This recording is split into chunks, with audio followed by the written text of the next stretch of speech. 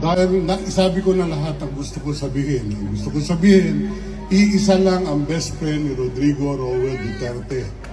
Ang best friend niya, kayo, lahat kayong Pilipino. Tapang,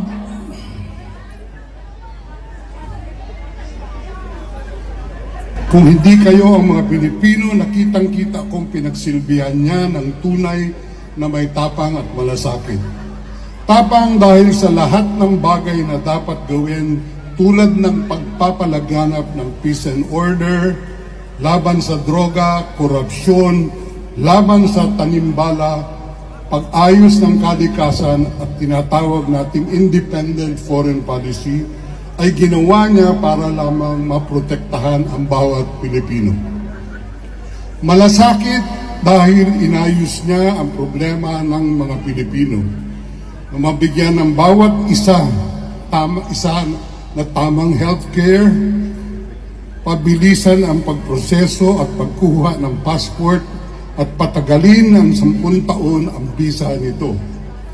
Bigyan ng tamang edukasyon ang batang Pilipino, ayusin ang mga paliparan at daungan ng mga barko sa inang bayan sa halos lahat ng magagandang lugar para maayos ang turismo.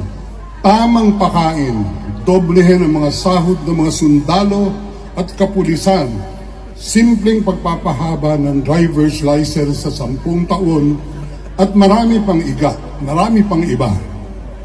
Higit sa lahat ay nilabanan ang COVID sa mabuting pamamaraan. Sa totoo lang, bukas, halos 4 na taon lang ang nagawa niyang trabaho sa pagkapangulo. Dahil sa 6 niyang taong panunungkulan bilang Pangulo, matapang niyang inatupag ang epidemyang COVID na nalagpasan natin noong patapos na ang kanyang termino. Ito, buhay tayo, kaso meron tayong bagong sakit.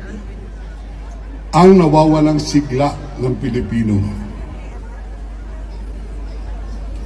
Dahil sa walang nangyayari sa 4 na taong paninilbihan ng kasalukuyang administrasyon, huwag na natin pag-usapan yon at kitang-kita naman natin ang mga nangyayari. Unti-unti nang nilalabas ng taong bayan ang tunay na nararamdaman nila na naipakita ang resulta noong huling eleksyon.